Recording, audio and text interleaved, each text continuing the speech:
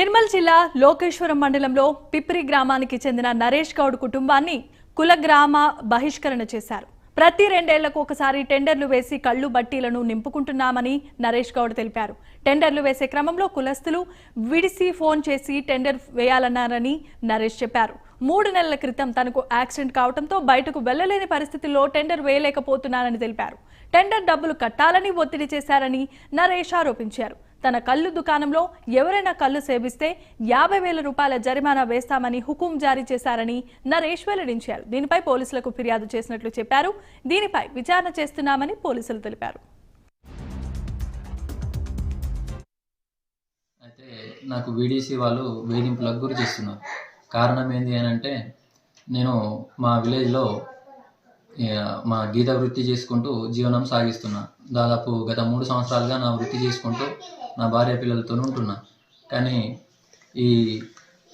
ఈ సంవత్సరం నాకు 2 నెలల క్రితం యాక్సిడెంట్ జరిగింది. రోడ్డు ప్రమాదంలో నా కాలు చెయ్యి మొత్తం విరిగి నడవలేని పరిస్థితిలో ఉన్నా. అయితే ఈ సంగతి అందరికీ తెలుసు విలేజ్లో. కానీ వీడీసీ వాళ్ళు నాకు గత 3 రోజుల నుంచి వీడీసీలకు రావాల్సిందిగా వేధిస్తున్నారు. నేను రాలేని పరిస్థితిలో, నడవలేని పరిస్థితిలో ఉన్నా అని చెప్పినా కూడా వినిపించుకోవడం లేదు.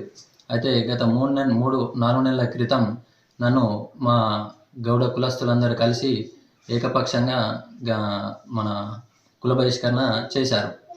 ఇటు విషయమై కూడా నేను పోలీస్ స్టేషన్లో కంప్లైంట్ ఇవ్వడం జరిగింది. కానీ వారిపై ఎటువంటి చర్యలు తీసుకోలేదు ఇంతవరకు. అయితే ఇప్పుడు వీడీసీ వాళ్ళు నన్ను నేను నా వృత్తిని చేసుకుంటున్నందుకు డబ్బులు ఇవ్వాల్సిందిగా వీడీసీకి రావాలి, డబ్బులు కట్టాలి అని చెప్పేసి వేధించారు. పిప్రి విలేజ్ వీడీసీ వాళ్ళు నా భర్త పైన బాగా వేధించడం జరుగుతుంది. నా భర్తకు 2 నెలల ముందు యాక్సిడెంట్ అయింది. యాక్సిడెంట్ జరిగింది. ఆయన నడవలేక స్థితిలో ఉన్నాడు. అయినా కూడా ఊరికే మా దగ్గరికి రమ్మని నరేష్ గౌడ్ రావాలి అని ఊరికే పంపిస్తున్నారు.